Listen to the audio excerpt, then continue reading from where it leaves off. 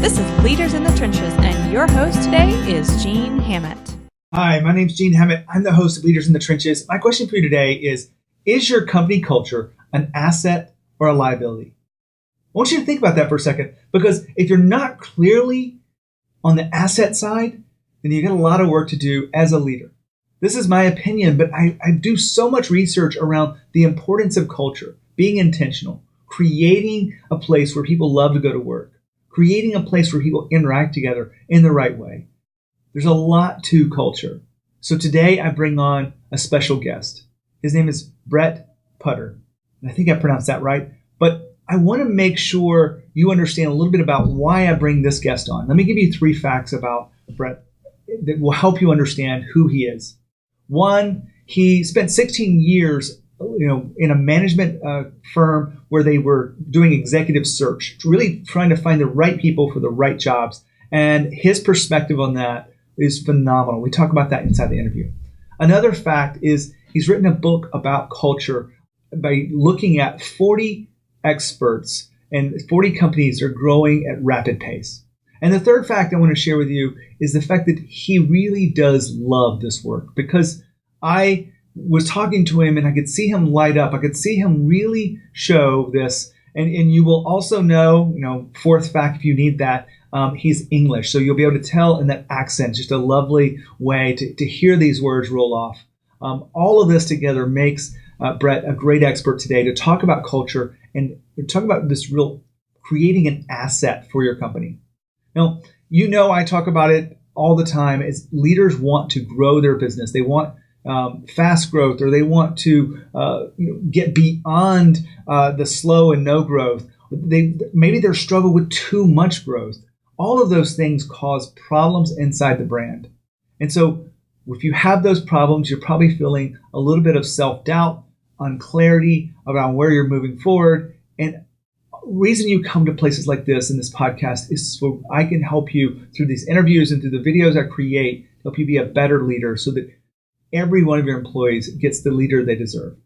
Now, I share all this with you because I want you to really understand why I do what I do and how much it means to me to be able to share with you these interviews and all of the resources we put together to help you be a better leader. If you have any questions about that, make sure you reach out anytime you want to gene@genehammett.com. I'd love to talk to you about what you're going through and see if there's a fit for some of the workshops or some of the work that we do as a company to help people become better leaders.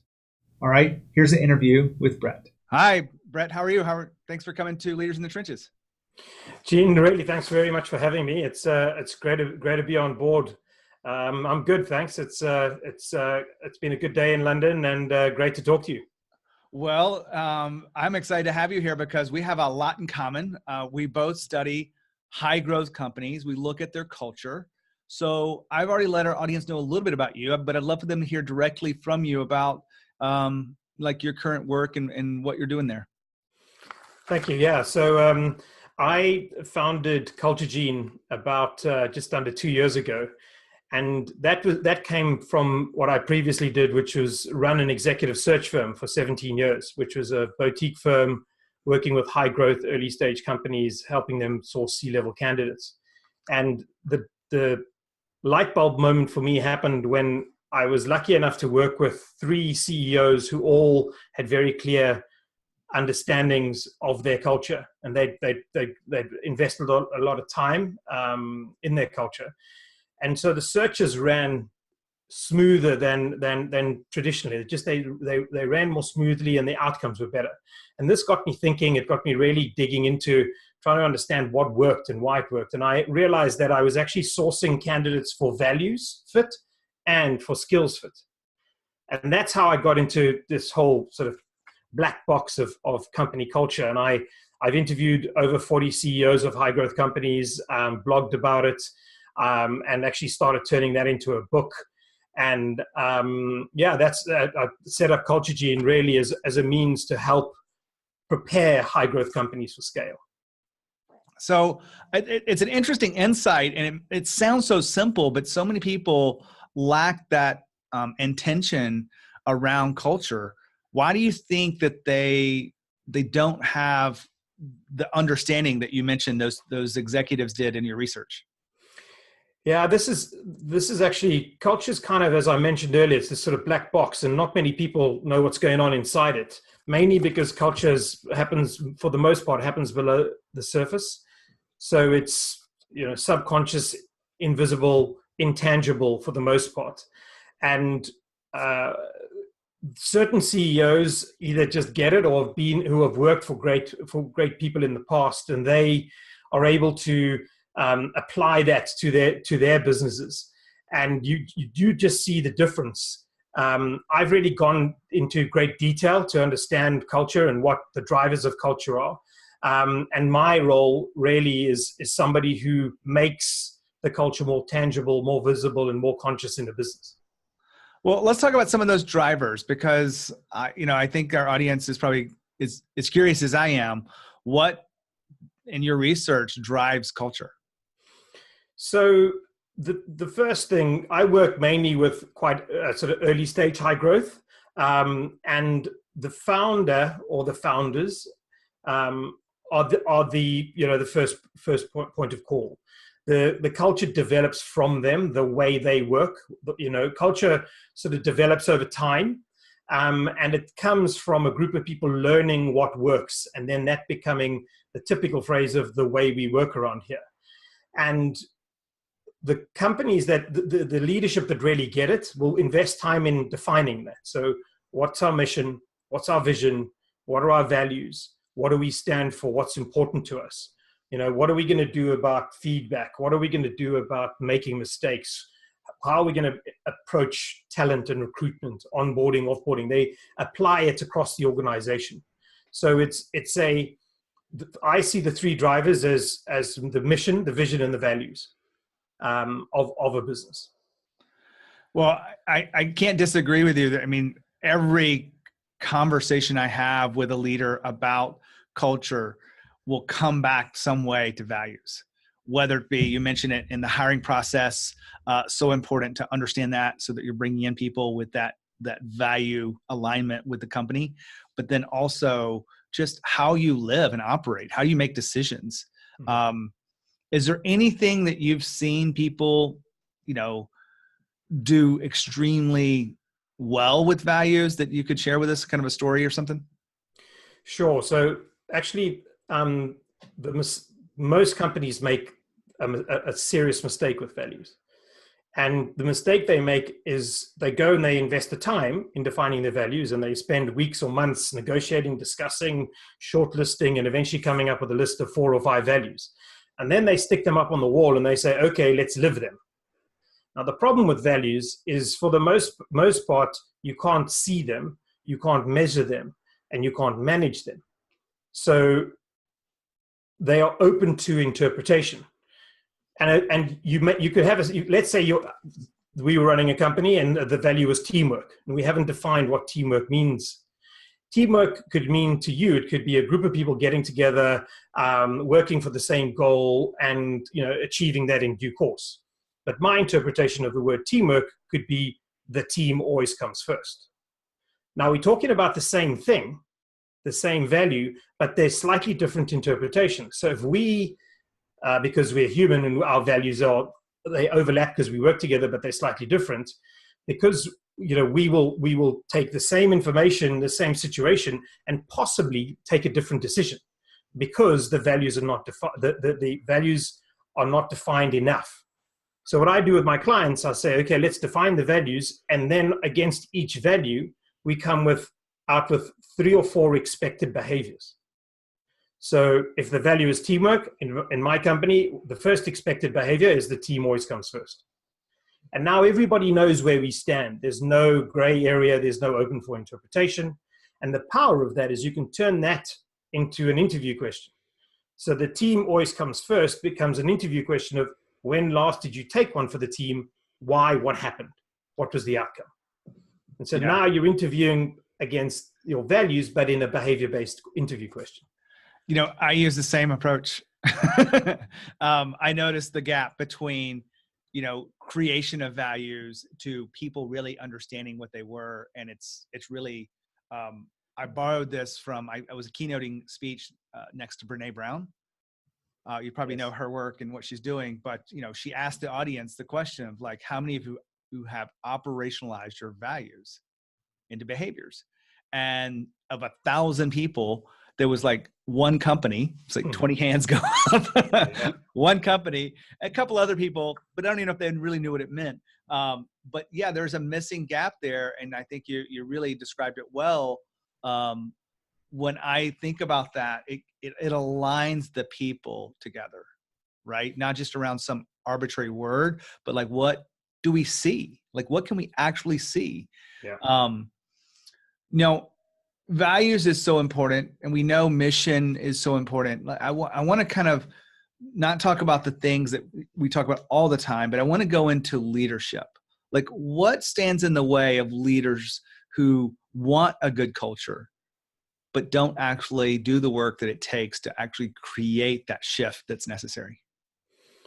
Yeah, I see this a lot. One is time. They just don't have the time. They're working 24/7. They're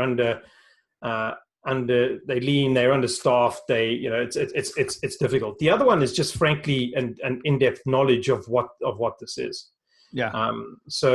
And it's not easy, because all of the culture of a business for the most part happens below the surface, and it's quite hard work and time consuming to surface that culture. So for me, I think it's time, it's sort of the unknown. I don't know what to do. I don't know how to do it, and I don't know how to measure it. How do I know if we're right or wrong? But the good, the really great leaders will go out. They'll read books. They'll go and speak to people. They'll go out and do it. So my figure is, just to interview 40 CEOs, I had to speak to 400 companies. So 1 out of 10 has done something about it. About 5 out of the other 9 want to do something about it, and 3 don't care. Yeah. And those 5 are the ones who it's a little bit, they're not, it's not tangible for them. I see in the same numbers too with the conversation I'm having. And even when I say I studied the Inc. 5000, which, company that's coming out, just came out with an interview, I guess, based on when this is recording, is, grew at 39,000% across 3 years. And that leader's so intent on the culture. And I'm going to phrase, I asked him why. I want to share it with you and discuss it for a second. He said, I want to create a professional environment that I never had as an employee before I became the leader of this company. This is his first entrepreneurial venture, 39,000% growth. And he wanted to create that space that just wasn't available. Are you seeing that in your research as well? Yeah, I'm seeing that too. So I interviewed a guy named Mark Organ, who founded Eloqua. He sold it to Oracle for $871 million. And it's not bad. And he said actually that number could have been significantly higher, because he only started working on his culture 5 years in, and by then a lot of the bad habits had already been set. And it was a great culture. But his second business, Influitive, he's really gone out to fix the problems that he saw with the first business. And there it's a very deliberate culture. I find great leaders mold the business strategy and the culture together. They work hand in hand. I wonder if you've seen this. You must have seen this as well. Their culture matches their strategy, and they're almost working in tandem for the business. Yeah, sure. Another thing I'm seeing too is I asked them this one question. I said, if you had to pick one, is it employee first or customer first? And it's hard. Like, it's not an easy decision, because we're taught so much to put customer first, and that's growth, and that's revenue, and that's customer service, and all those things matter. But the leaders go, my job is to put employees first. Yeah. Because if I put them first, they can put the customers first. And there's a whole depth behind that. But you mentioned bad habits. Let's just talk about a couple of those bad habits that, let's put a light on some of the things that are happening inside culture that we need to be looking for.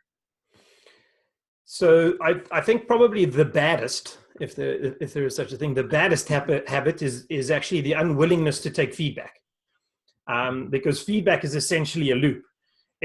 if you take feedback and you accept it, you learn how to take feedback. So what do I do with it? What do I accept? What do I not? And then you take action on that feedback. You then demonstrate to your team that you are open for feedback. They then become open for feedback, and you create a feedback heavy environment. And that is the way we develop as human beings. You know, you the first time as a child, I have a 1-year-old daughter, so I'm really aware of this now. But the first time as a child you burn your finger, that's feedback.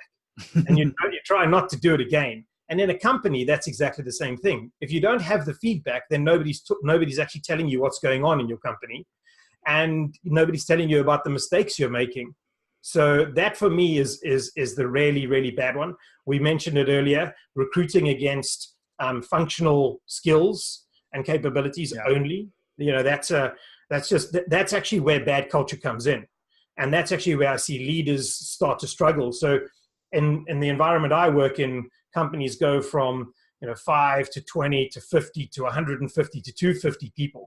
And from the 10 to 20 to 50 to 100, you can see the wheels start to come off if people are not recruiting and with a values fit mentality. Another area that, and I don't know if this is one of your bad habits, but it's the way you approach failure. Yeah. What are you seeing? And as a leader, some of those things that are going on with how failure is embraced inside of a culture? The best cultures for me, the failure is rewarded actually. Yeah. So it's a case of we failed. This is what we learned. So I'll give you a really good example. One of my clients is a company called Hotjar, and they fully distributed organization across Europe and the US, growing very rapidly. Just an incredible business, and they can call out anybody on failure and what they learned as the failure that they had or a failure that they've seen. And actually management encourage and reward the teams for calling out their failures. And I see this, the great leaders understand that if you reward behavior, you encourage that behavior. If you measure behavior, you encourage that behavior. And they thinking, okay, on this failure side, we need people to be open about it, because then once again we learn and the feedback loop fulfills itself. When you think about leaders that want to, make a shift in culture, what do you think the very first move behind it is? I mean, I know there's a whole lot of stuff that goes on internally, but I'm also one of my values is a bias for action. How do we take action on this new direction? So what do you think is that first move a leader makes when they want to change or shift culture? The first move that I see where a change in culture works is actually really understanding what your current company culture is. And not what you think it is. Often leaders think they have this imagination that their culture is X, Y, Z. And the reality is their culture is ABC. And so the first step is understanding what the current culture is, then looking at aspirational and going, okay, how far away are we from our current culture and our aspirational culture, and what are the impediments to those? What's getting in the way of that? So the best leaders and leadership teams I see are incredibly open about the things that are stumbling blocks, the impediments, the things that are holding them back. And that once again comes through a very communication-focused, communication-based organization, because they're aware of what's happening on the ground, and they don't. It's not all about yes, no, yes, no, yes, yes, sir, or yes, ma'am. Well, I want to give you a chance to talk about some of the books that you have on culture. Now, I was looking at, you have some that are already published. You have one you're working on. Tell us about the books that you have around culture. Yeah, so I've just published Culture Decks Decoded. And essentially, Culture Decks Decoded is my first book, but it came out second. And this is a great story. You'll like this. I started writing all these blogs, interviewing the CEOs about what they've done, about developing their culture, and really looking for specific examples of what people do to drive their culture. Very, very detailed. And I took those blogs and started repurposing that for a book. And I went to my wife and I said, Monica, would you read it? I'm done. I think I'm done. And she read it and she said, do you really want to know? And I went, oh, okay. And I said, yes. She said, it's not very good. It's absolutely terrible. And she said, it is as well. Don't tell me you don't. Please don't. And I said, yeah, kind of. Why? And tell me why. And I'd done a really bad job. And it's because I'd written the blogs that take me a long time. And then I wrote, I wrote the book, and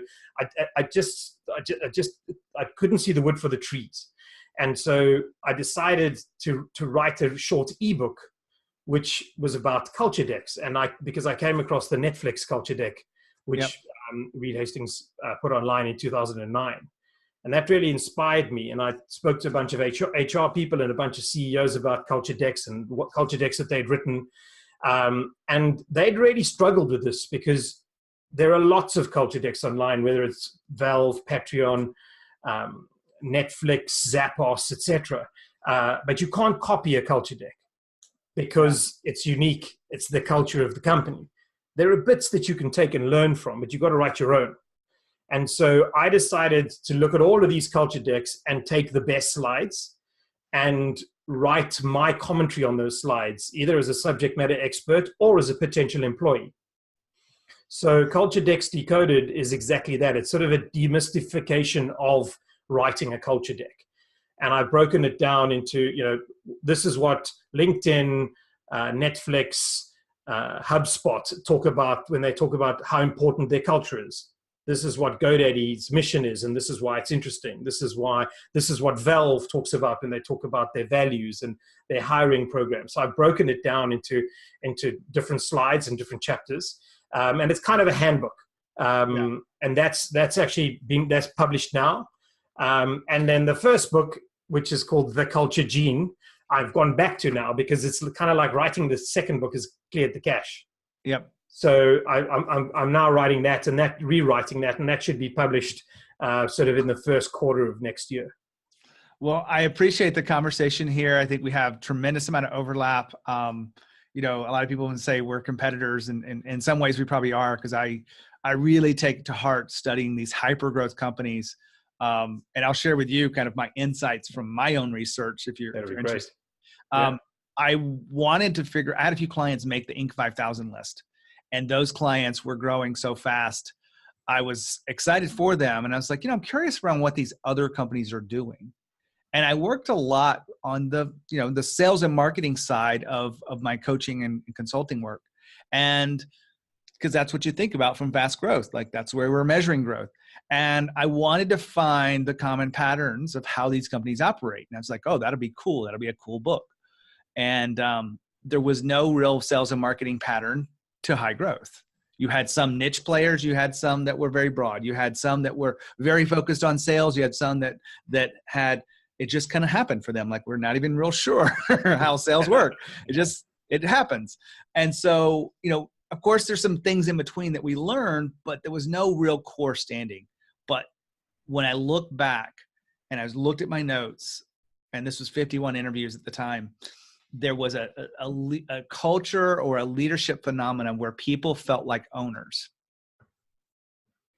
And these fast growth companies, they're very entrepreneurial, but they want people, even when they don't have a stake in the business, they don't have profit sharing or employee sharing or whatever it may be, they felt like owners, and leaders would make them to feel like their work mattered and they contribute to it, and they treated the projects and experiences. So that's the basis of my work. And then it's evolved into more culture-based work because of the power of that, as you already know. Yeah, by the nature. I've got a question for you. In those companies, how many of them would you say are micromanagers, the leaders? Very, very, very few. It's really interesting because what you're saying there really resonates with me in terms of that ownership. Because they will give responsibility and autonomy. Yep. And once you have responsibility and autonomy, you own that project. You own the outcome of that project. Yep. So the great leaders, as you were saying, it's that ownership means there's no micromanagement. You don't have to micromanage. Your team are getting on with it. Now, you mentioned recruiting and the power of that. It was very clear to me because I was like, how does this happen? And they're like, well, it starts in recruiting. You got to get the right people in that want to take ownership. You can't force someone to take ownership in this role. And so we all know that. So as we begin to look at this, Brett, I want to give you a chance to say some final words around, why culture is so important to get right if you want a high growth company. So culture is really critical that the senior executive leadership understand what their culture is, because essentially the values and the mission and the vision of the company are driving the business. And if there is no defined culture, there is still a culture. The culture exists, and that means your culture is not an asset, but it is a potential liability. Yeah. And the opportunity for great leaders is to turn that potential liability into an asset. If you think about it, company culture is the only sustainable competitive advantage that the leadership control. Yeah. Everything else is beyond their control. So if it is the one competitive advantage you control, why don't you invest in it and really understand what it is so that you can pull that lever as much as possible? That's my thinking on it is just start to understand it. Just work on understanding what it is, what your values are, and what the expected behaviors around those values are, because that'll help you and your team gel in the way that you need. I see culture as I often ask CEOs, what's your greatest asset? And most of them say my people. And I say, but I'm an ex-headhunter. I could replace all of your people and you. So what is your greatest asset? It's your culture, because that's the glue that keeps your people together. Well, I really appreciate you being here, Brett. You have really opened my eyes up to some new insights around your research, and I'd love to help you in any way I can with my research. Thanks for being here at Leaders in the Trenches. If our audience wanted to get in touch with you, how can they do that? They can contact me at Brett, BREAETT at CultureGene.ai. I'm on LinkedIn. I'm on Twitter at Brett and Putter, on Facebook and all the socials. And Gene, it's just been great. I'm Leaders in the Trenches is highly regarded and highly respected. And it's been an absolute privilege to talk with you.